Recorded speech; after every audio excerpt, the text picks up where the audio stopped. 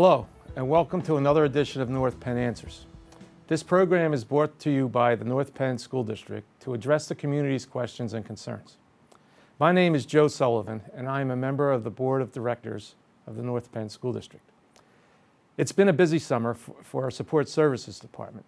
We've had secured vestibules built for the remaining 6 elementary schools, had roofs replaced at several of our schools, and of course reopened Hatfield Elementary School for the start of the 2015-16 school year.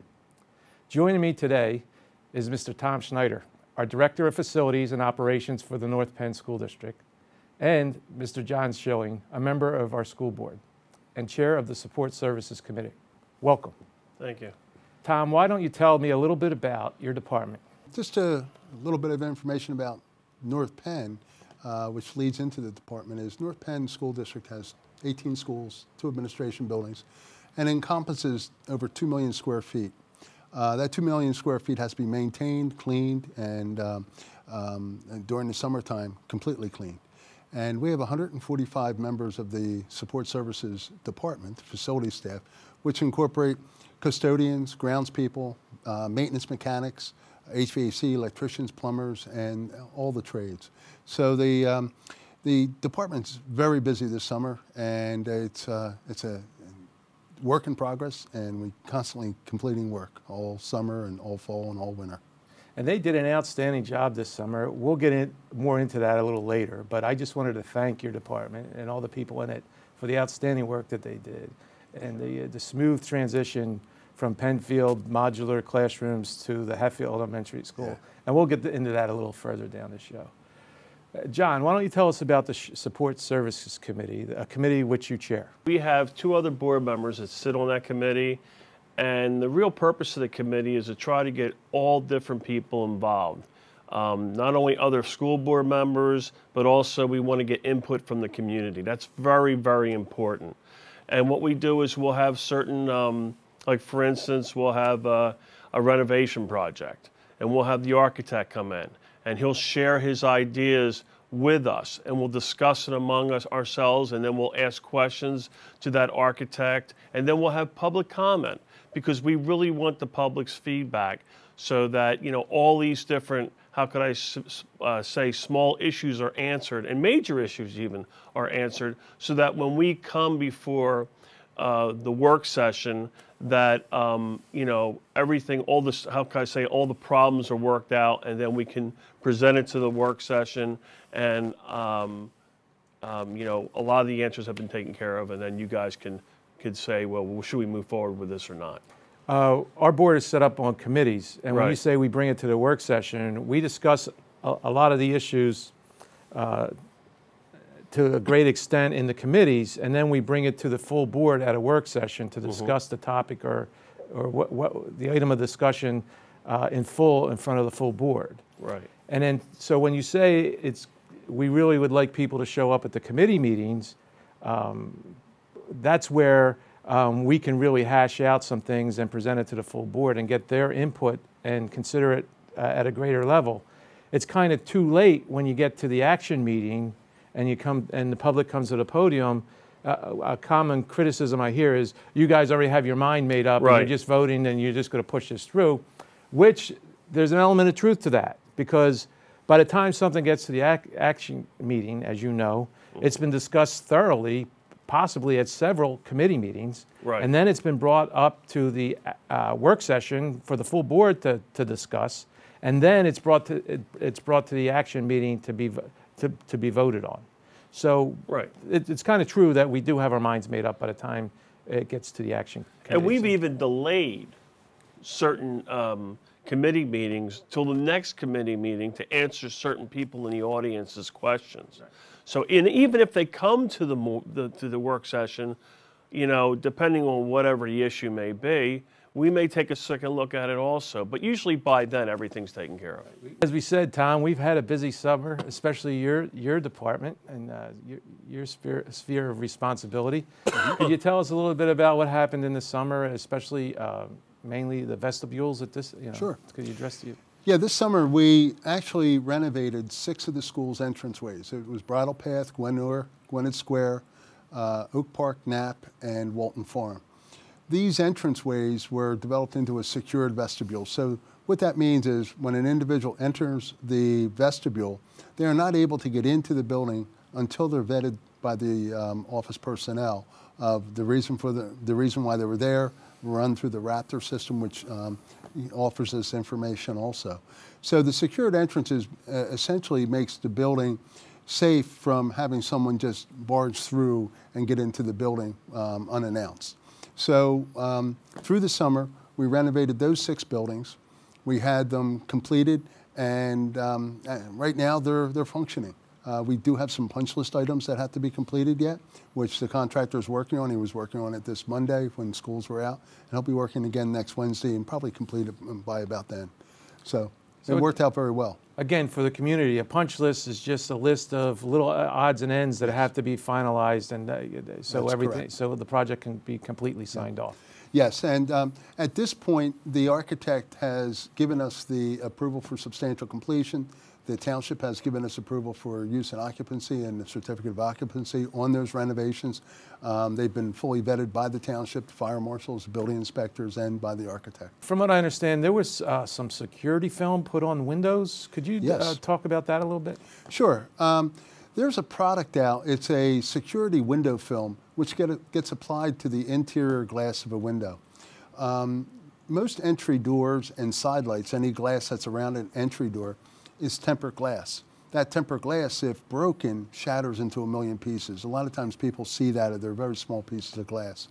The security film, what that does, it holds the glass together and prevents it from falling out of the frame.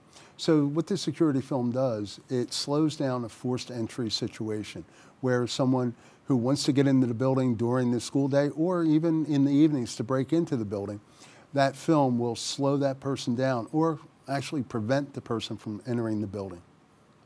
And there was people that said that even slowing a intruder down by seconds can save lives. Yes, we had the school safety personnel from the county in, and we spoke to them prior to making this recommendation to the Support Services Committee, where he said that even if you slow that individual down by 90 seconds to 2 minutes, will help the first responders to get to the building and also allow time for the building to become locked down and secure.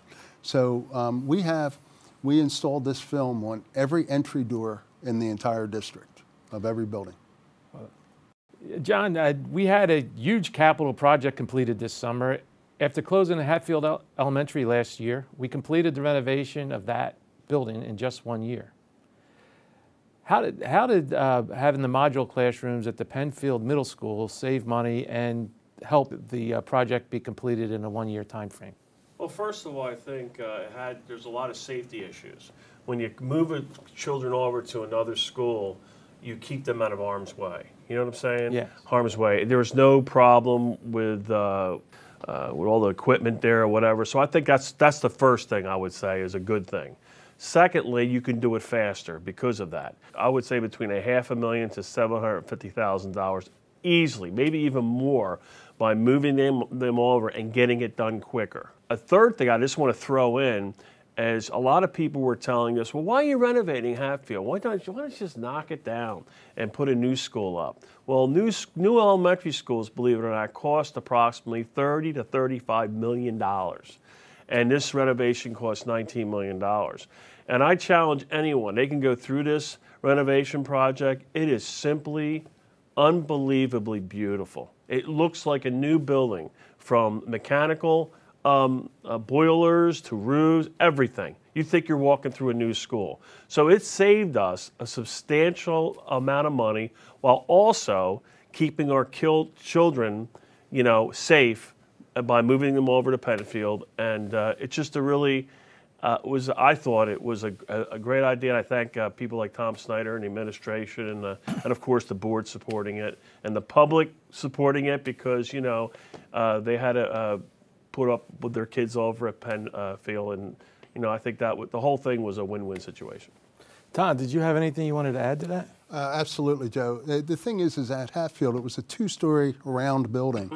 And there would be no way to phase that project to make sure that the safety of the children was in place. Just as John said, That building, the construction, the type of building it was, just we could not have phased it any way that it wouldn't impede upon the education or the safety of the children. So it's best to empty that.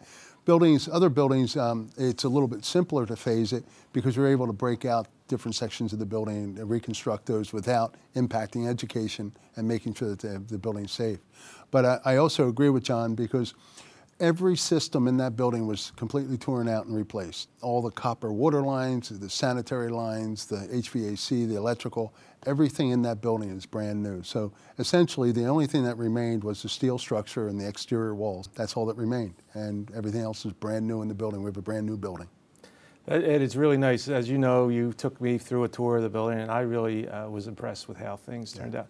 One of the other things that I noticed is I didn't see that many change orders on that project. I think there were the least amount of change orders on a project of that scope that I've seen since I've been on the board, and it's been like 7 or 8 years now. So that's just a tribute to the design and the execution of the contractors and the support staff, facilities folks, and the architect, and it was finished on time. Yes. Right. So all those things, just it's a blue ribbon job of excellence that you and your staff and the contractors did on that job. So I mean, you can't say enough good things about Hatfield Elementary and that renovation project. Related to the Hatfield renovation project, successfully moved the Hatfield Elementary School to Penfield and back to Hatfield without disrupting the school year, and most importantly, to our students. What were the keys to that success? Well, there was quite a few keys to that success, Joe. One of the keys to that success was the extreme effort that the teachers put in. They packed the entire building, their classrooms, into boxes, both when we moved to Penfield and also when we moved back from Penfield to Hatfield. Also, the staff, the support services staff, were just helpful. They planned. We have just dedicated people that would not stop. They made sure that everything was put back in place perfectly. So essentially it was the staff and planning is what made that move successful, both out of the building and then back in. Moving back in, there are some videos that were posted of when the furniture was moving back in and the boxes were moving back in, but then the teachers had to come in and basically set up a whole classroom, set the whole building up. And we had extra summer help, we had extra support services people in the building to assist. So we just have a great staff that pulled together and didn't stop until it was done. So. Nice, that's good to hear. We are currently discussing a renovation of Montgomery Elementary School. John, can you tell us where we are in that process and proposal? Yeah, we're moving along. I mean, we had a presentation at our last support service meeting, and I believe that they did a great job in looking at all the different problems. Anytime you go into an older building, you know, you have a lot of what they call functional obsolescence, things that aren't rooms that aren't, how can I say, set up properly during this particular use in this time and age. And they basically took care of that, along with any other mechanical issues. We're doing basically what we've done at other renovations. We're going to straighten out and improve the school so that you know, when it's time comes to open it up, I think the people will see that their money has been well spent. And we try to do it. We try to do it, you know, within our financial constraints. You know what I mean? It's not like, you know, a wish list here. I mean, we really do. And I challenge anybody, look at any of our renovations. You'll be impressed that we really have an architect who really does a great job in getting us the most bang for the buck. Tom, how do we determine which capital project we will tackle next from year to year? Well, this year, we are developing what's called a 10-year capital plan. In the past, we've had some 5-year capital plans, but we want to look at a longer period of time as a 10-year capital plan. The first thing that we look at is the age and the life cycle of the equipment in the building. Every piece of equipment and system in a building has a specific lifespan that you would expect it to live and survive and be easily maintained. But once it goes beyond that lifespan, that life cycle, you may consider replacing it. So we're going to do a life cycle analysis of all buildings, all systems, and then also compare it to the condition of the buildings and also the condition of the systems. All that will be put together with finances behind it, what the cost would be, and then laid out on a priority basis. basically the worst would get taken care of first, and we just keep working backwards. John, North Penn has updated, expanded, or renovated most of the 18 schools in the past 20 years. How have we been able to get so much done in that time? Well, I think it's a concerted effort. First of all, I have to give credit, we have a fantastic architect. And then, of course, we have a good staff, people like Tom Schneider. We have a board. There's different pieces to the puzzle that work together to accomplish this. And we also have a mindset. Like I talk to other people and the architects, and they say that a lot of school districts don't do what we do. And we try to stay on top of our buildings to renovate them so that when we are done renovating, down the line when they need, repairs, it's just basic repairs. It's like roofs. We're not in like a crisis-oriented mode, where a lot of other school districts, when the things break, they just, oh my goodness, I can't believe this has happened. They have to spend an enormous amount of money, where we would just have to spend basically, something which is, like I said, a roof or carpets or of that nature. It's the old soul, pay me now or pay me later kind of thing. And also pay me later costs a lot more. Yeah, we've also had the mindset that we pay our debt down faster. So we've kept our debt level like level, our debt ratio level through the years. So we're not, we've been paying it down quicker. So, we've stayed on top of things. And again, one person can't take credit for this. It's a conservative board with a mindset of, getting the most out of each dollar, but yet, not penny pinching where we get, inferior type of, stuff. We put good stuff in our buildings so it'll last. But on the other hand, we're very careful of how we plan, so we can plan accordingly, and we can put the best product in for the, lowest cost, and it will last the longest period of time. And I really believe it's worked for us. And there's no doubt about it. I mean, you look at our buildings. I'm impressed with our buildings. I think that, I can't help but say, again, going through some of the recent renovations, it's impressive. It really is. There's no doubt about it. John, Tom, thank you for your time today and helping us with this show. And please give a shout out to the support services and facilities folks. And the teachers at Hatfield Elementary School for helping us get the school opened on time and setting up the classrooms. That's it for this edition of North Penn Answers. I hope this episode has been informative.